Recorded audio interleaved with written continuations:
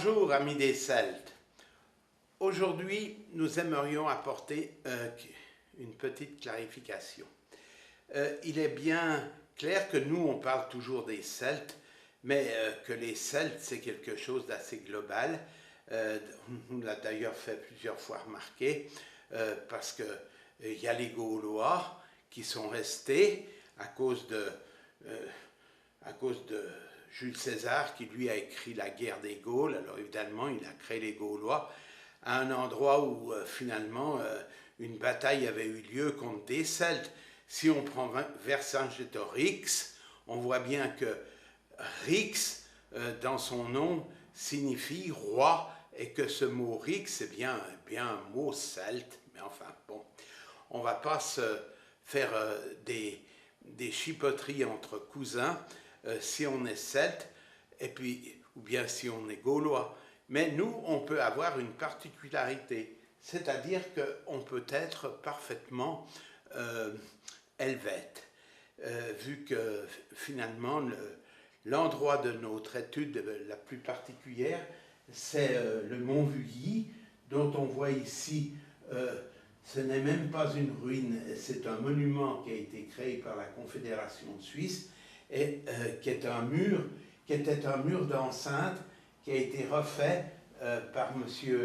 Quesnel, qui est un grand archéologue suisse et un grand spécialiste du monde helvète et du mont Vully.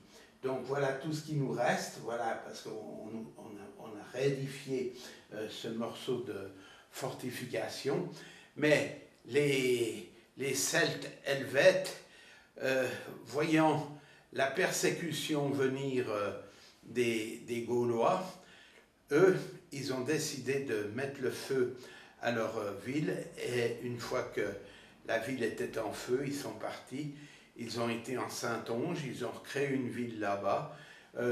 Naturellement, le barbare de César est venu, il a réattaqué cette ville, elle a été rebrûlée, et finalement ils se sont établis en Espagne. Comme beaucoup de nos retraités, finalement l'Espagne, ça finit par être pas mal.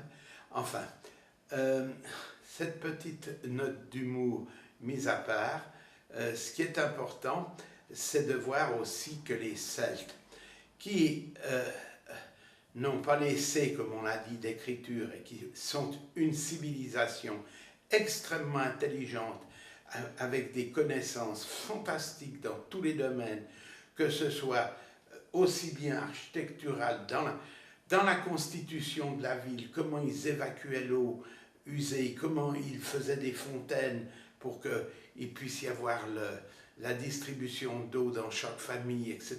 Toutes ces choses magnifiques, eh bien, ces Celtes, qui ont été persécutés par les Romains, étaient vraiment une très belle civilisation.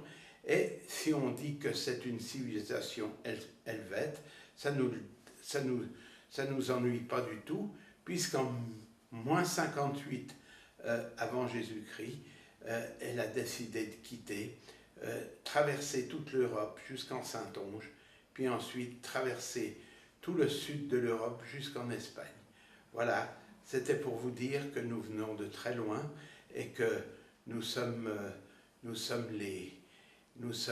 nous-mêmes les héritiers de ces gens, et nous en sommes très fiers.